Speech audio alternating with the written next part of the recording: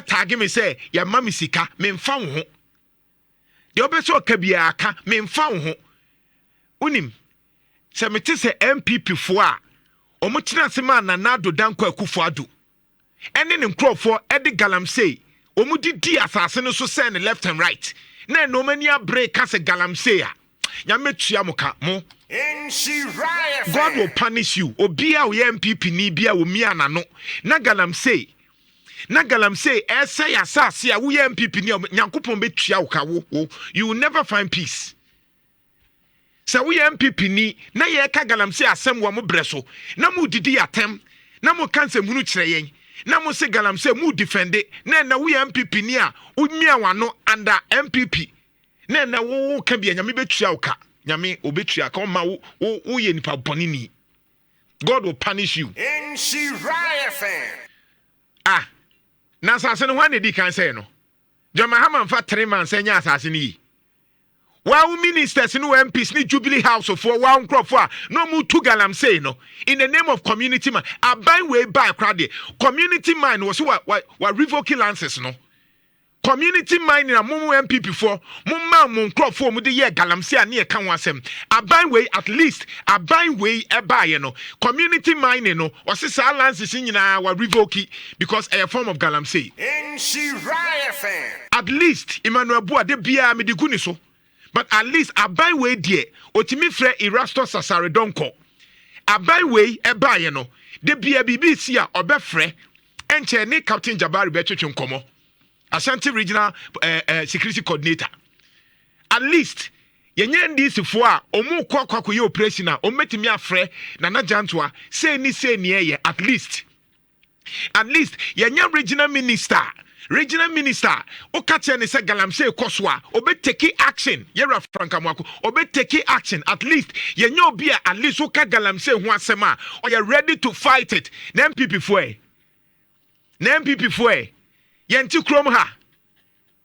yenti krom ha ena yaw down so ni na busuafo bosome frɛ ho MPP onna na hwɛ Galamsey sumo mo Nhyira fan yenti ha ena minister panyin pa Galamsey ɔhwɛ so yenti kroma na minister yempese bebo ni din kase pa Galamsey nyina sai no na ehwe so ene wo 3 months pe at least aban we take action oti wo be kana MPP NDC phone timi so over Galamsey NDC phone na John Mahama na sanya atwom no ye makatem se ye mammo kwan biem se na no umia wano se na no wanka ho asema mia wano na yenya ye ko ye no yentimi ko anse de ntia metimi ka NDC fo ho asem me metimi aka NDC fo ho asem NDC fo so ntimi nya mehwe because me wo moral right se metimi criticize NDC fo me obi a wotie me metimi aka NDC me mfon o mutimi be ka NDC fo timi be begu me mfon mo ho meka de meka because me mfa NDC fo ho me metimi aka NDC asem ba wo ye MPP ni a umia wanu defending nanado danko Akufo-Addo a mia wano na waban kra be free so no na all lances waban e free so no na all lances why na nim say community man na ye Galamsey why na nim Nhyira fan why na nim say community man na ye Galamsey munya kakra ni nya ti odie munim die ba oh yeah come on Nhyira 104.5 ye cause problem you afi na ne kekem why na cause Galamsey no na Akufo-Addo nko ane ma ne sika bebre enso no ne aban a ogu ye anim ase on Galamsey because na ne nkrofo na etu mo ka say NDC for yes ye wa NDC for bi nso ma sha ase etu Galamsey ye ya we enye se enya we say NDC for ni bi ntu Galamsey wo ye ntia small scale mining say we yes small scale mining na gusua na ye ni ye ba ye wa NDC for bi o ma sha ase ye nim me meka ho ansen wo hada ye tu ho anamo why na sha se mine wo insuo mu enya MPP for no mo time why na gina nsom dikadika edi mu left and right offenso o pa che NDC buy na offenso enso ne ye dikadika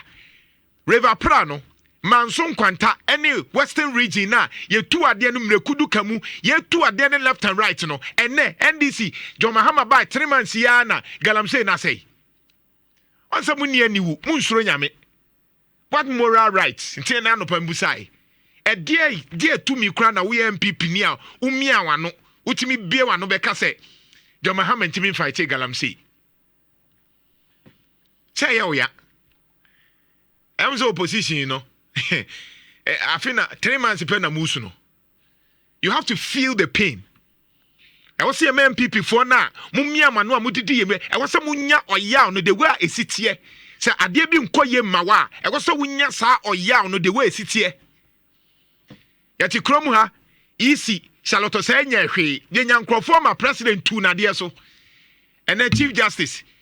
eduru ho no MPP for kikam eyo mu ya. Enyo me support sa de no say e ba we ya obi ye na dwuma na de aba but wo ye no na no na wo ye no wan ka ho asem ene o pese o ka ho asem na no na Charlotte sa nya hwe mo de potapa etu ne ma na Akufo-Addo tu papa ma me na de so no ene o mu nso abo mu de tumi ni bi ediu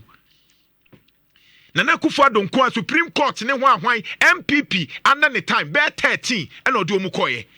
na John Mahama so ba na the next one no so the NDC a yesusu so mo so ye Supreme Court for mu qualify no no so the o makọ na politics no ye say no because na no no wantimi aka ho asem enti John Mahama ya betimi aka bi Nhyira FM na no no wantimi aka ho asem